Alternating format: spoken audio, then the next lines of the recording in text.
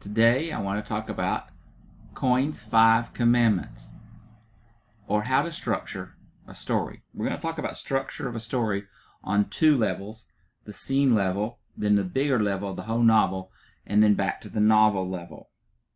So we'll look at various parts. So I've adapted this work from The Story Grid by Shawn Coyne. He's had 25 years of experience. He's helped edit for people like Harlan Coben, Michael Connelly, and many others. Now let's look at the 5 Commandments real fast, and then we'll go deeper as we go on to into the video. Now the 5 Commandments, every story, every act, every sequence, every scene, every beat should contain these 5 commandments to work. Shawn argues that most people, when they get the feedback from an editor or a reader, they'll say, well, it just doesn't work. He believes that it's because you don't have some of these commandments inside your story. And I like to use it, and it's very helpful to me in writing my scenes. So look at the first commandment. First commandment, inciting incident. Commandment 2, complication. Commandment 3, crisis. Commandment 4, the climax. And Commandment 5, resolution. We'll explore these more. But before we do, I want to look at building a story from the bottom up. Now, when you build a story, you have to think of various structures inside the story. Think of it like building a building. Okay, the smallest structure is the beat. It's the smallest event. It's the very tiniest part. It's like the nail in a building. It may be even a brick, as big as a brick. But it's not going to be very big. It's not the whole story. It's just a moment in the story. Think of the smallest moment on a stage, or when you're watching a story and one character has a look that crosses their face, or you hear something from their mind and you know what happened. The next story structure up is the scene. Now the scene is where we'll spend the majority of our time, and mainly what I'm talking about today when I'm talking about the 5 commandments, even though you'll want to look for these throughout your story at all levels. You take several beats, you put them together, and it creates a scene. For most scenes, it occurs in one place, in one moment of time. It's just a couple, 3 pages of typing or work, and it's not very long. And it's what happens in a few moments of time of what is going on in the story. When you string a bunch of scenes together, you get a sequence. A sequence is several of these scenes that go together and carry the character through a mini arc, if you will. The act of the story. Most people think of there being 3 acts in a story. Shawn argues for the same, as I talked about in a previous novel, the hook, the build, the payoff, and each one of those has certain levels. And of course you want to create the final thing. You take all those acts, you put them together, and you create your novel. It's based on your time genre and your content genre. The expectations of the length will be decided. Those range anywhere on novel level from anywhere from 80,000 words to 150,000 words or more, based on your genre and how you're writing. Now, building a story from the bottom up means you're looking at all of these levels. What I'm going to talk about mostly today is the scene, and a couple times I'll mention the novel idea. But the scene is what you really want to work on. Shawn argues that if you can get the scene down, you can take the scenes to put them together and create the rest of this. And he has more structures that we'll study later. But the idea is get the scene down. So let's revisit each one of the commandments and look at it a little bit deeper. Commandment 1, the inciting incident. Something has to start the story, and that's your inciting incident. There can be 2 types of inciting incident. The first one is what we call the causal. That is when the active choice of the character causes something to happen. I put a wedding ring here to think about an engagement. That's an active choice. I'm going to ask somebody to get married, or I'm going to accept the engagement question from another person, or I'm not going to choose it. But each one of those is a cause. Now, if you're at the beat of the story, just the asking and my reaction, that's the beat between the 2 characters. That's that moment of change. What am I going to do? That's it. The other is a coincidental. Coincidental is something random that happens, or something happening unexpected to the character. I put a tornado here because that would be a very unexpected event, not something you plan. Oh, I'm going to get up and have a tornado today. But it would happen to you. And if the Tornado hits, the character's going to have to react. It can be something unexpected too. You go to work and your boss pulls you in and says, well, I'm going to fire you, or I'm going to promote you, and you didn't expect that. The idea is it's unexpected, but then it incites the character to do something. They carry out an action, think about something. The key is, when you're writing scenes, mix them up.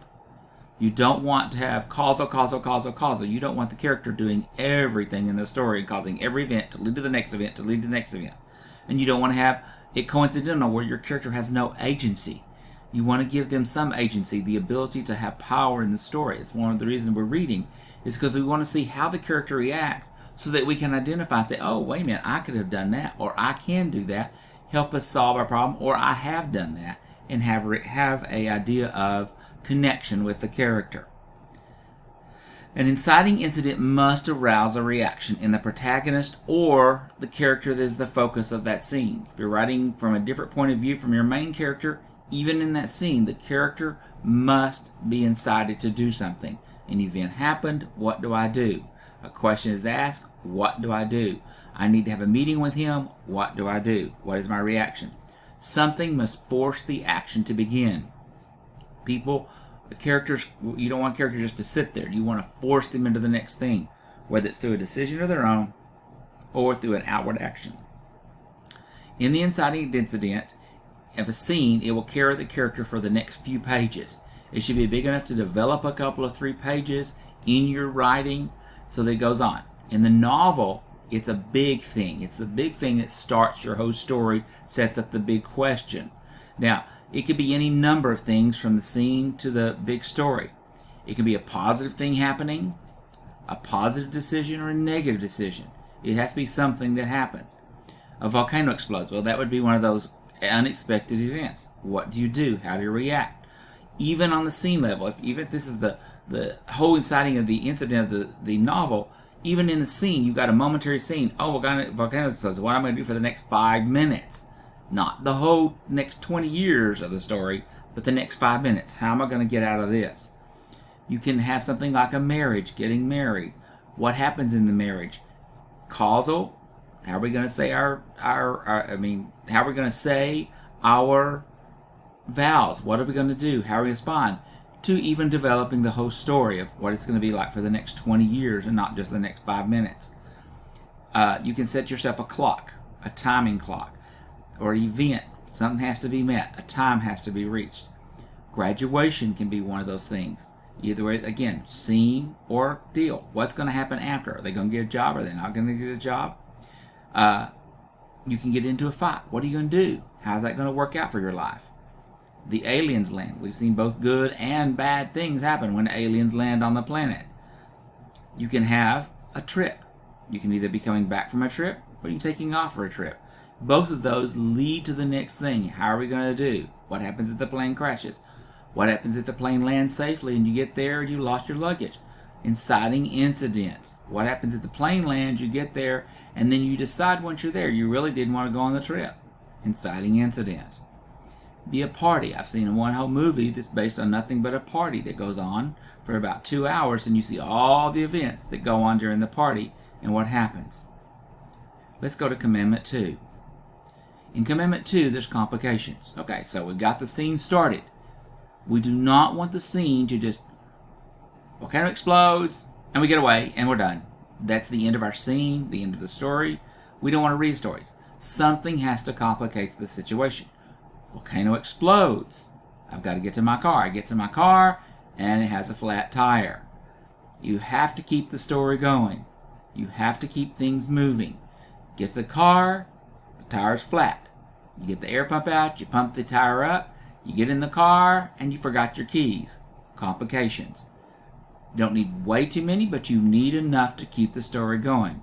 Because they want the character, your reader wants the character to be having complicated things to solve and to go through. A scene can have multiple complications. I try to run between 3 and 5 complications in the scene. That one thing happens, and then what happens for the next 5 scenes. Of course, in the global story, that's the whole point of the story. You have the bigger complications. You solve the little ones in each scene, you string the scenes together with all those complications, And some of the bigger scenes are bigger complications, and you get to the story. Now, complications can be positive complications. They can be negative complications. For example, you're going to go have a beer. That could be a very positive thing. You're going to meet with your friends. You're going to have a good time. How does that complicate it?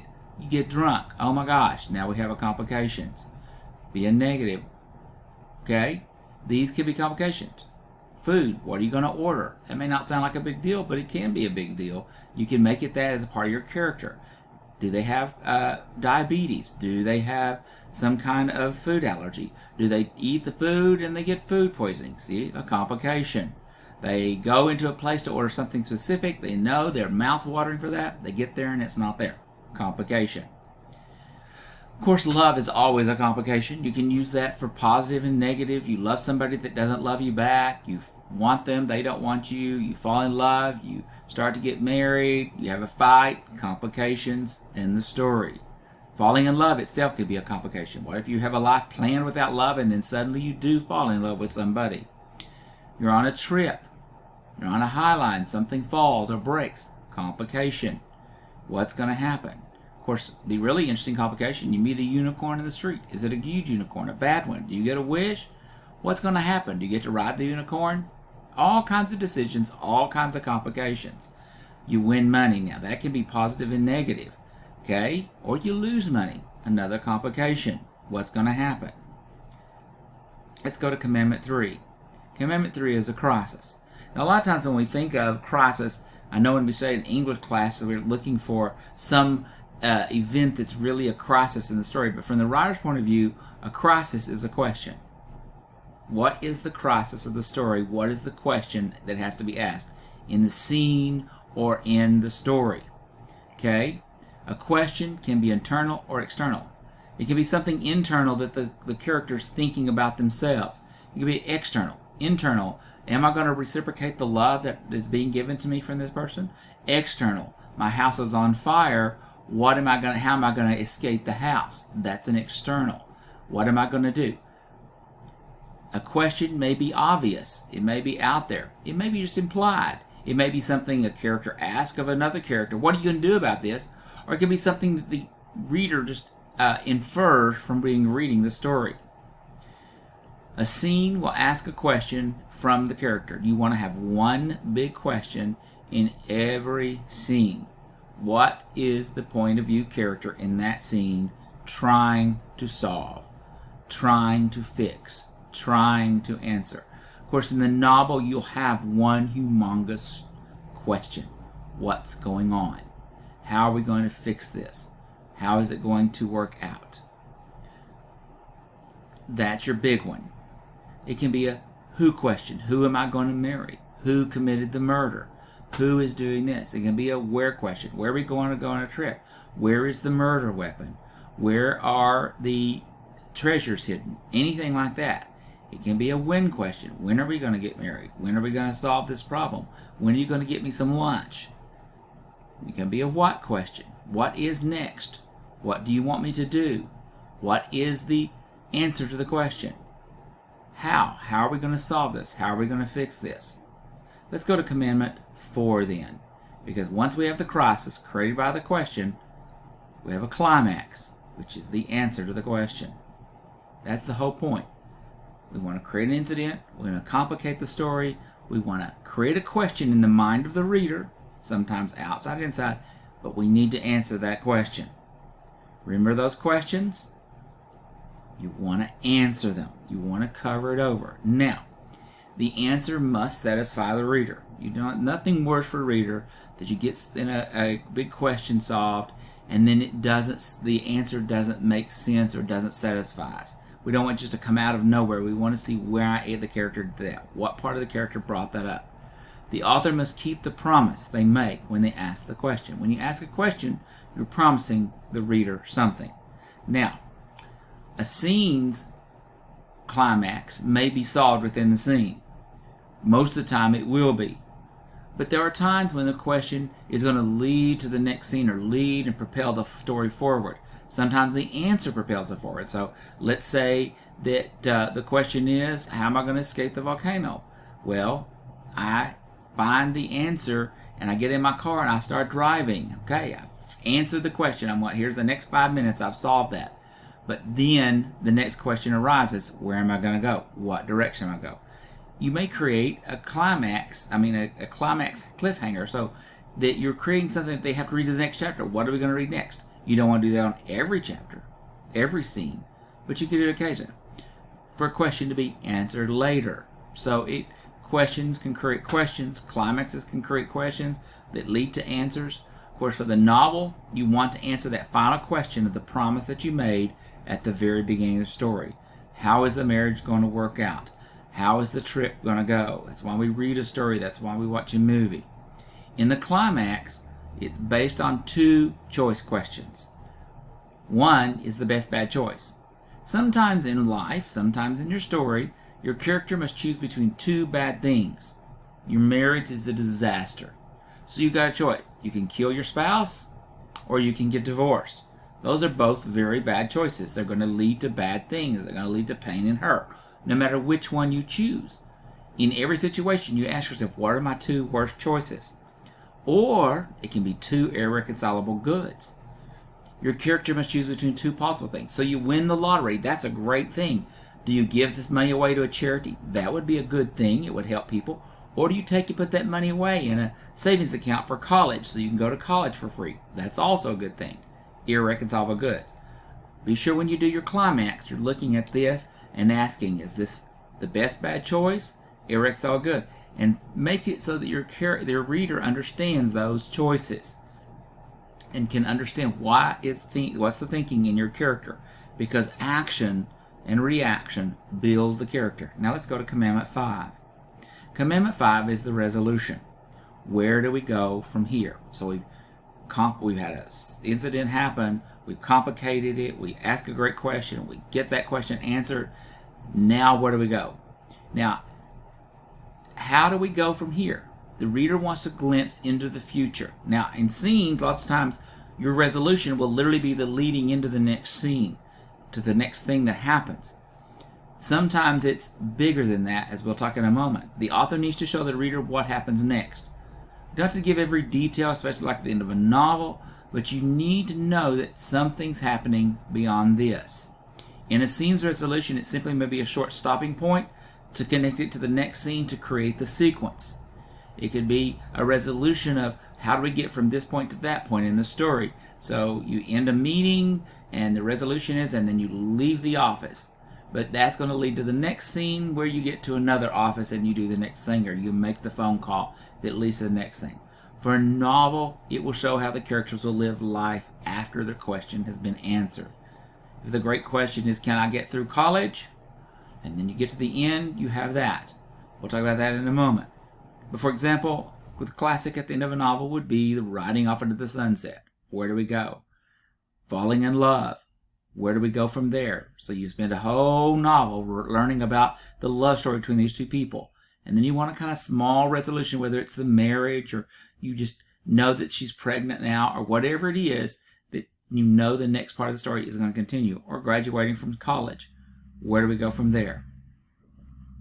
Remember, let's review the 5 commandments. Commandment 1, inciting incident. What started this? Commandment 2, complication. What is preventing me from reaching to solve every part of this situation? Commandment 3, question, crisis. What am I trying to fix? How am I going to fix this? What question am I trying to answer? Commandment 4, climax, or the answer. Commandment 5, the resolution. So, I want to again thank Shawn Coyne and the Story Grid for inspiring this and helping me learn to be a better writer.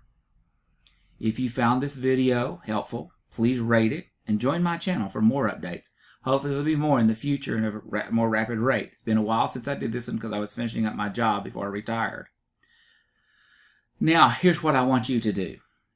I want you to take that brain of yours. I want you to open it up. I want the ideas to explode in your mind. I want you to take those ideas from this, those scenes, start building those scenes in your head. But you got to take those scenes and you got to do something. So go get your writing device, whether it's a computer, whatever it is, and start writing that story. Let us know what's going on, because we're waiting to read your stories and we want to see great success for you in your writing.